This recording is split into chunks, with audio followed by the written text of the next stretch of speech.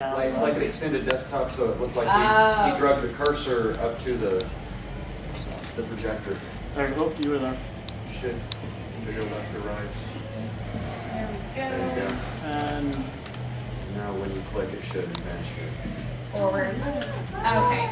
How do I venture back? Probably arrows. Arrow Yeah. keys? yeah. Uh-huh. Okay. Yay! Guess what, guy in the back? Oh, he's on it. Unlike me, he's got it all in there. Okay, so basic content. We're going to do the short lesson on photo basics. I'm going to show you a brief idea of what you need on equipment, tell you what street photography is, show you some techniques, and then it's safari time. So, move on forward from speed. Okay, so on the basics, first things first, we have shutter speed. This is a very, very important part. There's 3 pieces to the manual setting on your computer that are on your camera that are very important. And the first one of all is shutter speed. This one is used for deciding how quick a shot is taken. We all know that when our cameras make that ka-chink sound, that's actually the shutter flipping on and off. If you've noticed, sometimes you can move your f-stop higher or lower and it'll go faster, correct? So this is actually your shutter speed. This is actually put together with your aperture.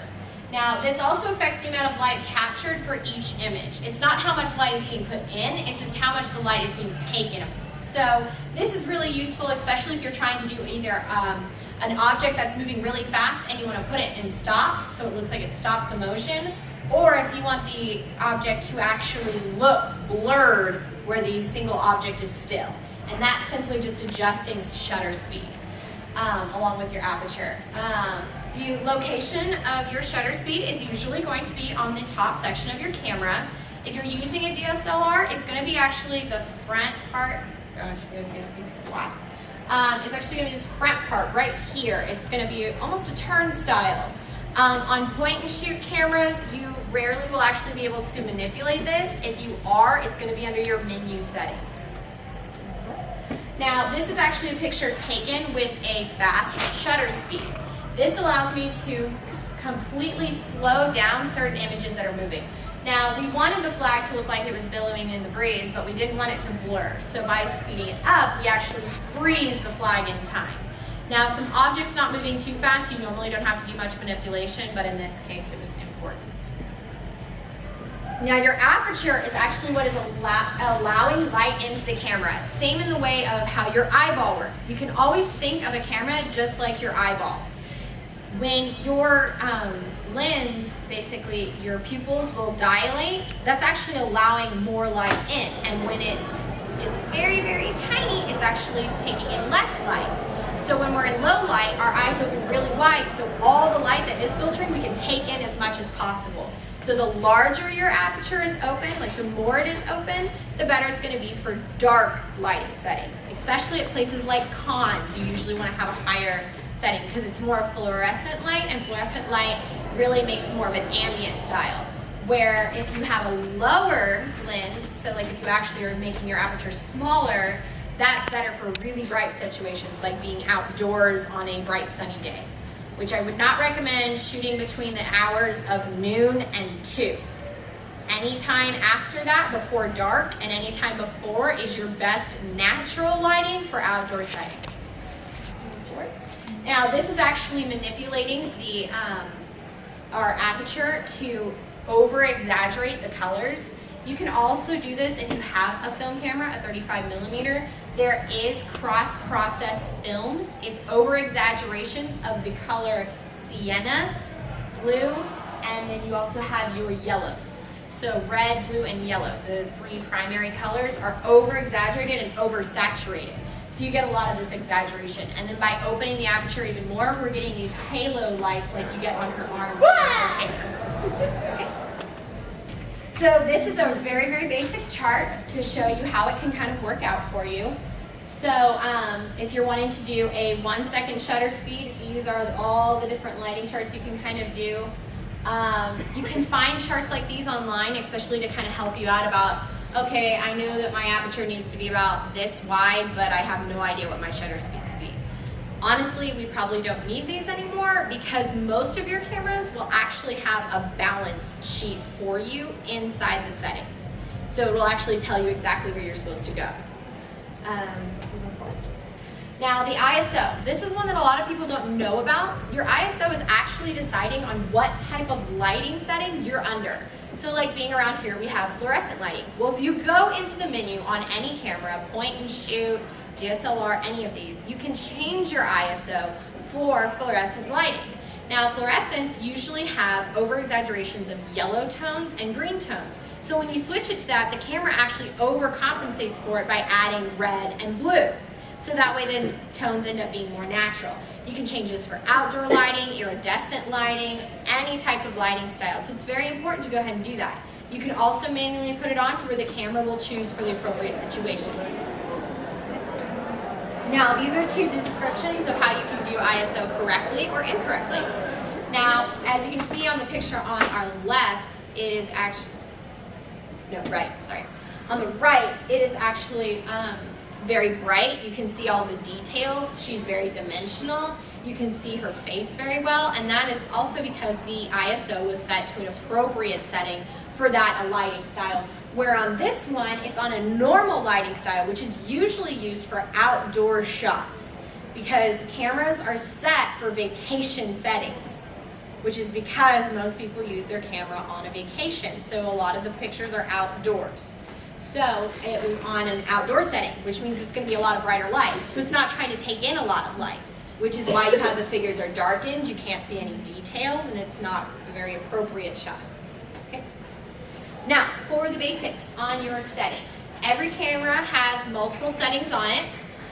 Some cameras come with a few different settings, but your main ones are your manual setting, which allows you to adjust your aperture, ISO, and your shutter speed all by yourself. You have aperture priority, which means the camera will take care of aperture for you and you will just take care of shutter speed. Shutter priority is the complete opposite. It takes care of shutter speed, you take care of aperture. And priority, which allows the camera to make smart decisions for you. Now, a lot of you are probably thinking like, well, if I have it on that little camera logo, that does the same thing. But if it's on priority, you can still choose the ISO. And you can choose when it does flash. So it gives you still some options of how you're controlling it. You will also usually have a really fast looking running guide that's meant for fast speeds, for slowing down the shot. You can do this manually, but now with a lot of cameras, you can just set it to that setting and you don't have to know what you need to set. So it can be very useful in that function. You'll also have one for micro, which will allow you to get closer. So like close shots on details, flowers, anything like that. And you will also usually have a portrait setting. I don't recommend to ever use the portrait setting. It will crop your pictures and they will not look like what you're actually taking. So rarely do that unless you can actually go, like if you're kind of technology smart and everything, you can go in and actually change the settings where it doesn't crop it, and then it's very good because it'll focus in on eyes really well, so it allows for a better shot. Which a really good tip for you all, if you put, you know how in the middle of your camera there's that little dot? If you focus that on a person's eyeball, your shot will actually maintain a better focus overall. Because the eye is one of the most detailed parts of the face. It also has most of the colors of the natural human body and unnatural. So when you do that, it's actually focusing on all colors. Now if you focus on someone's skin, it's going to make their skin really, really focused. So you're gonna get all those pores, zits, anything like that. And every other color is gonna look completely washed out because it's going to a white tone.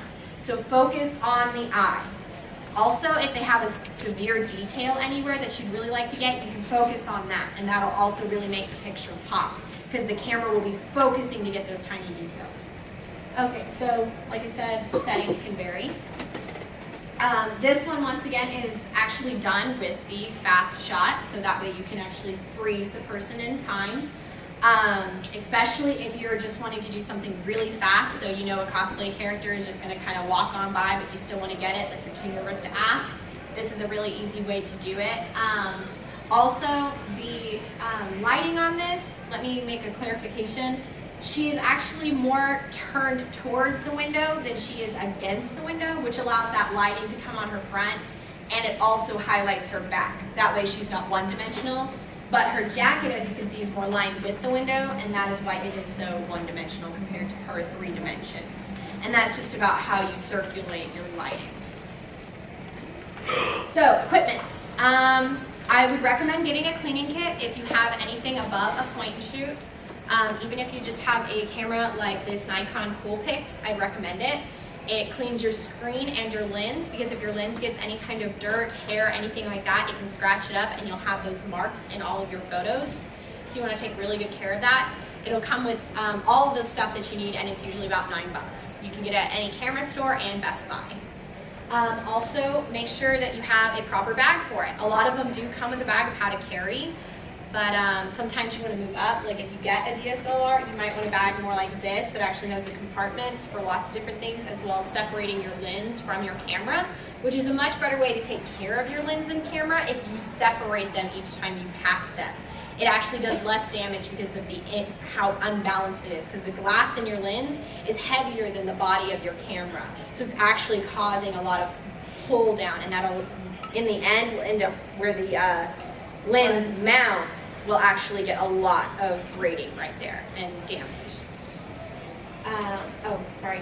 The other thing is on the lenses, backups is basically make sure you have a backup battery. Make sure you have a backup memory card. You never know when that's going to happen, unless you're a fool like me and you brought this with a backup battery and neither one is charged. This is why I have several cameras. Filters are something extra you can get if you have a DSLR. They are usually for over-exaggerating tones again, or lightening tones. You can do any kind you want. Best Buy sells them, camera shops sell them. It's best to talk to the person first before you buy one though, because they are different for different cameras. And I won't go into what each one does because it's more information than you really need to know. Lenses, I highly recommend having a 50 millimeter lens and a 25mm lens if you do portrait or long-standing shots. So I mean, if you want a good wide expanse to be able to get several people together, you really want that 50. And then if you want to be able to get a great portraiture shot, stick to 25. It crops it perfectly. And your kit lens on here has a setting for 25 and 50. It's not true. It is actually cropped to fit. So what happens is what you're seeing through your lens, what you're seeing through the viewfinder, is not the same as the picture you're taking. It will crop it shorter than what it is. So it's not going to be a true 50 or a true 25. So if you can invest in it, get those specific lenses. Also, if you have a film camera, a lot of them will come with these because that's how it was kind of discovered. Point and shoots, you're just not really going to have that option. I would suggest just cropping it that way when you do any kind of Photoshop or anything like that. Okay? So, street photography, that's kind of what we're specifically talking about here because it's cosplay photography. And when you're doing cosplay photography, you rarely get to model your cosplayers. They are usually walking around, you say, oh my God, you look great. Can I hug you? You hug them. Can I take your picture? You take your picture. And it gets done, which is great. And they're very, very appreciative of it. But you don't want to take up a lot of their time. So how do you get a really awesome, memorable shot that doesn't look like you just clipped it and ran? So you know you're not doing a hit and run on that one. So you use street photography. Street photography is an art style of taking non-posed or lightly posed pictures, usually used by travelers but made famous by photojournalism. A lot of the people that you see in National Geographic use photojournalism. They use street photography. And man, are they good at it. But anyway,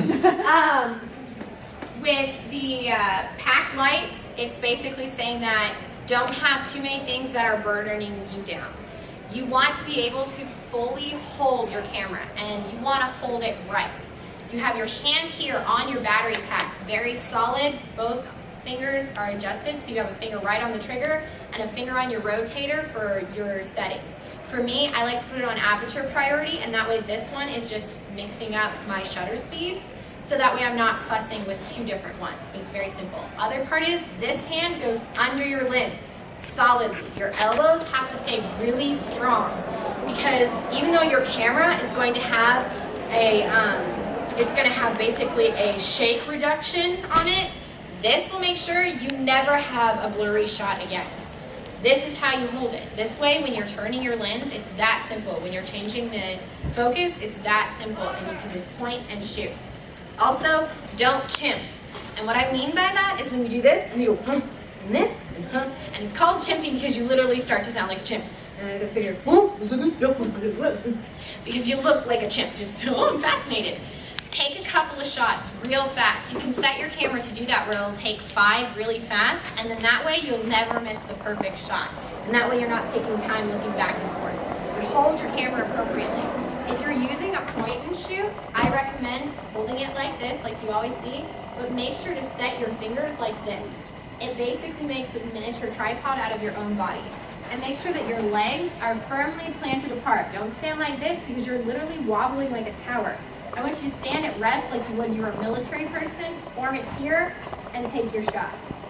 And that way you have very, very steady control, and you'll have a lot less blur. So you're not taking a million shots over and over again, you'll get it right the first time. And be ready for anything, because as you know, it's cons. We're all crazy. Okay, these are a few shots of things that can happen when you are just out and about on street photography. I used to teach a street photography class for a short period of time, and this is some of the shots that I gained, as well as some of my students. We met a young urban climber who actually just ran up a wall, and you want to be able to get that shot as quickly as possible. So it's good to know your settings. And then here we actually found 2 just Polaroids that some people left behind in a garden, and we just set them up. So that's the case of something happening and taking the picture, and then a lightly posed picture. So also street photography, it doesn't just have to be people. It can be anything you see. A lot of the times architectural photography is street photography. So techniques.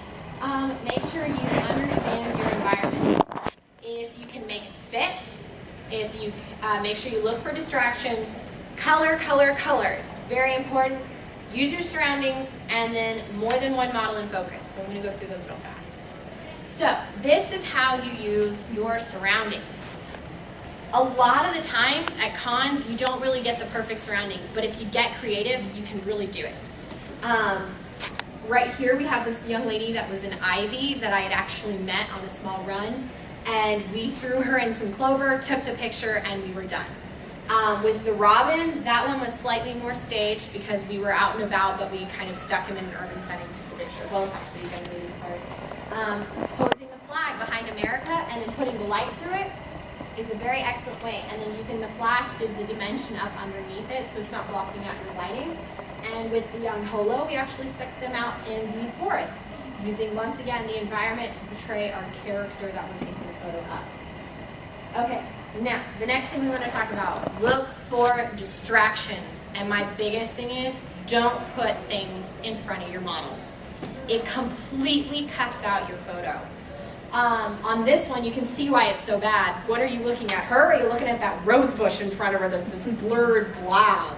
The blob. If you can, get closer to her then. Cut that out. You don't need it in front of you. Sometimes distractions are necessary, but only if they allow the eye to travel through the photo. The best photos are the ones that your eye travels through. And that's a very simple little diagram. Just picture your photo like a tic-tac-toe board put on top of it. And there's those 4 intersecting points. Put the main focus on any 4 of those points, and you've got yourself a great photo. And a lot of times your camera will actually show you that exact value. Now this one is okay. We still are focusing on the girls, but the enormous amount of free space above them actually ruins the shot. We are wanting to show the dynamic of that, but now you're more impressed with what's behind them than what you're seeing in front of you. So by cropping it a little bit, you're still getting the interestingness of that architecture, but without all of that blank or free space up top. You could also bokeh this out, which is simply fuzzing out the background while focusing on what's in front of you, and that allows for more of just color spots to show up. So you're still getting an interesting background without overpowering. Now this is an example of really good distraction. So with this photo, what we're actually seeing is a young lady coming out of the inside of a car, because that's normal. Now with a photo like this is where we really look at the diagram. So if you picture just 2 lines coming up here and 2 lines divided here, we'll see that this point here and this point here are connected by the simple flow of this tube, while this point here to this point here is connected by the flow of her arm, and this point here and this point here are connected with the flow of the tubing. So it actually brings the eye through the entire photograph, making it a better photograph in that way. So you're actually using the distractions to create something a little better. Okay? Now, this is when I'm talking about color. A lot of the times costumes are incredibly bright and colorful, really exciting. So you want to really up that. So the best way to do that is to really work with that aperture again. Make sure that you're letting in some light so it really pops. Also, think about complementary colors, you know? Put your green with your red, put your blue with the orange, put your yellow with the green, and those colors will shine.